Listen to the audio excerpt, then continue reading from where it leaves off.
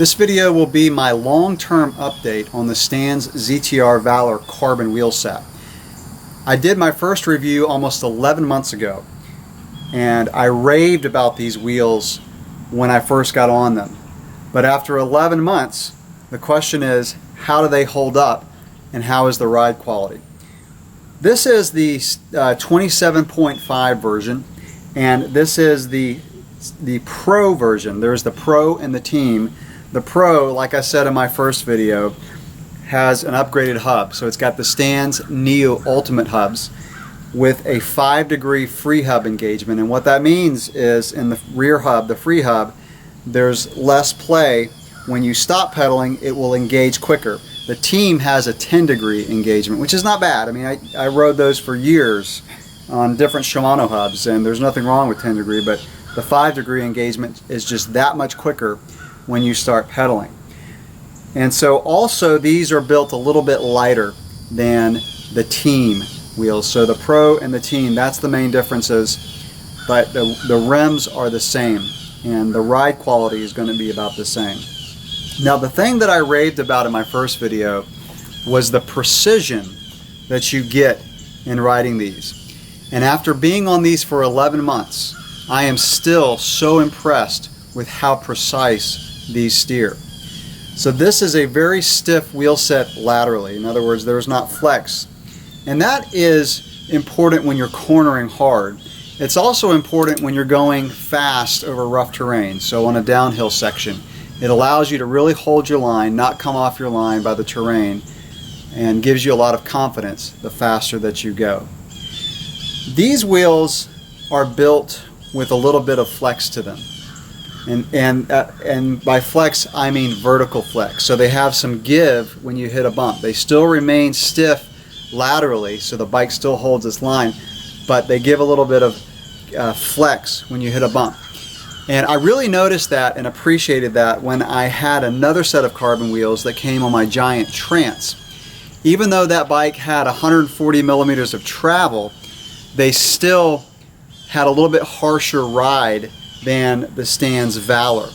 And so going back and forth from these to that bike, I still appreciated the lateral stiffness of those, but the vertical stiffness on the Giant carbon wheel set, again, had a little bit harsher ride. Let's talk about durability of these wheels. There's a mantra that I've mentioned in some of my other videos that when you're shopping for a bike or bike components, light, durable, and cheap, pick two. These are not cheap. They are light, and they have proved to be very, very durable. I have had absolutely zero problems with these. They are just as true as when I pulled them out of the box 11 months ago. The hubs, both rear and front, are completely silent.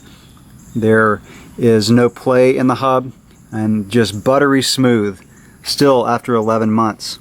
So you really do get what you pay for. This is my cross-country bike, my Giant Anthem.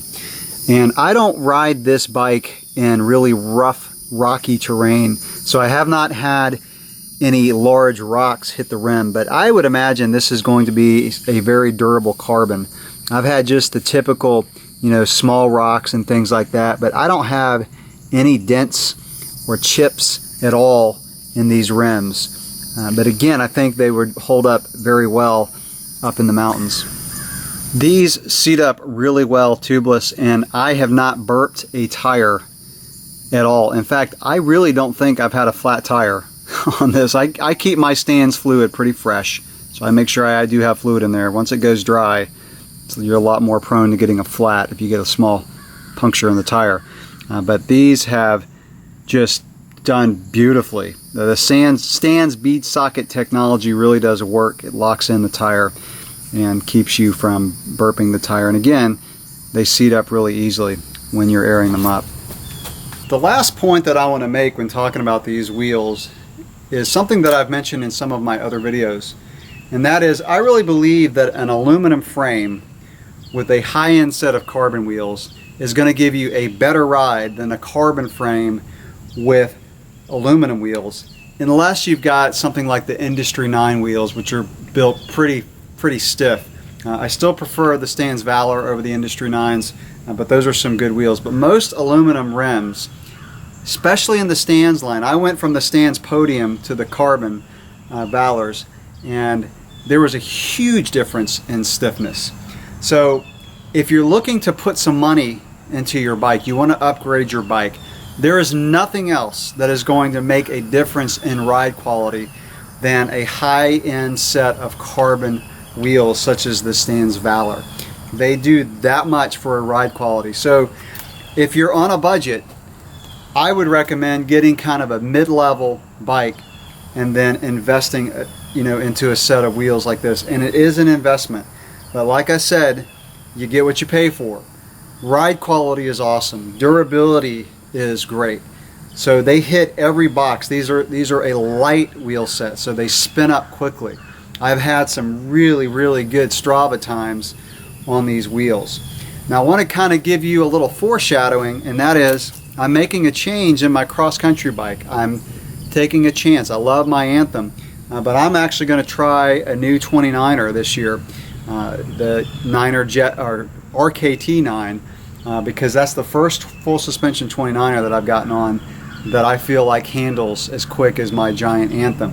So I'm going to take a chance, and I'm going to put the Stans Valor 29ers on that bike, and I will give a review. I'm going to do some reviews on the 9er RKT9, but I'm also going to give a review on the 29er version of these and let you know how they ride compared to the 27.5.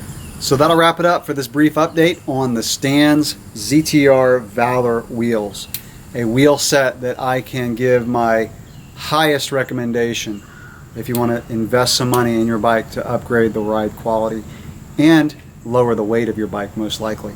So if you have any questions or comments, leave them below. Thanks for watching.